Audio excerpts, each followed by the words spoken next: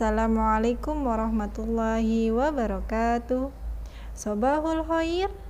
Kaifa halukum ayyuhat tulab? Al-an sanata'allam 'anil lughatil arabiyyah ma'a Azizah. Qabla nabda dirasana, hayya bina nabda bi qiraati basmalah.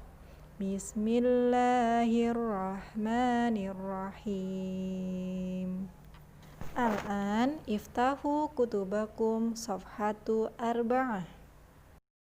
Hari ini kita akan mempelajari langkah yang ketiga. Di langkah ketiga, teorinya adalah pindah titik, ganti nama. Maksudnya, pada pelajaran ini kita akan mempelajari huruf-huruf yang punya tubuh yang sama ketika di awal dan di tengah. Yang membedakan hanya letak dan jumlah titiknya saja. Huruf-hurufnya ada berapa teman-teman? Huruf-hurufnya ada 5, yaitu B, Ta, Tha, Nun, dan Ya. Perhatikan contoh dari Ustazah ya teman-teman. Huruf Ba ketika berada di awal, di tengah, dan di akhir kalimat bentuknya sama ya teman-teman. Contoh yang kedua, huruf Nun. Nah, untuk huruf Nun ketika berada di awal dan di tengah kalimat bentuknya itu sama seperti huruf Ba. Hanya yang membedakan adalah letak titiknya saja. Akan tetapi ketika huruf Nun itu berada di akhir kalimat, penulisannya itu kembali seperti huruf asalnya. Sekarang contoh yang ketiga. Nah, untuk contoh yang ketiga adalah huruf Tha. Huruf Tha itu bentuknya mau di awal, di tengah, ataupun di akhir kalimat bentuknya sama.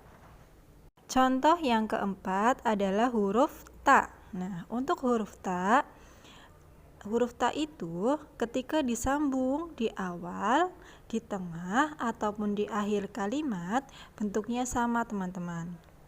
Contoh yang terakhir adalah huruf Ya. Nah, kalau untuk huruf Ya ketika berada di awal dan di tengah kalimat bentuknya itu sama seperti huruf Ba. Yang membedakan adalah jumlah titiknya. Kalau huruf Ba jumlah titiknya 1, sedangkan huruf Ya itu jumlah titiknya 2. Dan ketika huruf Ya itu berada di akhir kalimat, penulisannya itu seperti huruf asalnya. Langkah yang keempat. Di langkah yang keempat ini slogannya adalah beda tempat, beda bentuk. Nah, maksudnya bagaimana teman-teman? Maksudnya adalah di langkah yang keempat ini kita hanya akan mempelajari satu huruf saja, yaitu huruf H. Nah, huruf H itu jika di awal kata, di tengah kata, atau di akhir kata itu bentuknya berbeda-beda. Dan berbeda lagi jika huruf H itu berada di akhir kata sendirian dan kemudian sebelumnya itu ada huruf alif, dal, zal, ro, za, dan waw. Jadi kesimpulannya huruf H itu bentuknya bermacam-macam teman-teman, tergantung letaknya ada di mana. Perhatikan contoh dari Ustazah ya teman-teman. Contoh yang pertama ada lafal hamasa. Nah, di situ ada contoh huruf H yang berada di awal kalimat.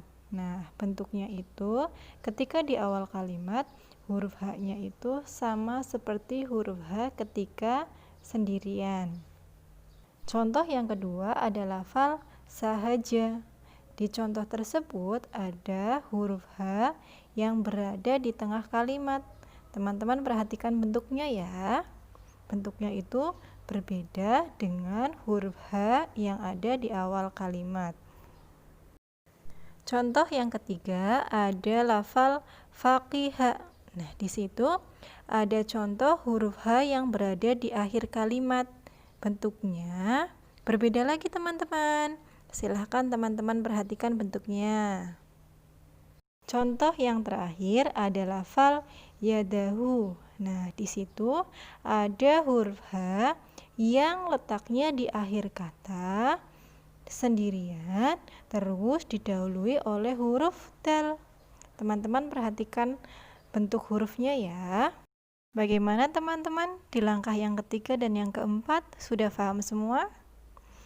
Bismillah, Ustazah yakin teman-teman pasti di rumah diberi kemudahan oleh Allah untuk memahaminya. Alhamdulillah, pelajaran kita hari ini sudah selesai. Nah, Ustazah akan memberikan tugas buat teman-teman. Tugasnya adalah sambunglah huruf berikut ini agar menjadi kalimat yang benar.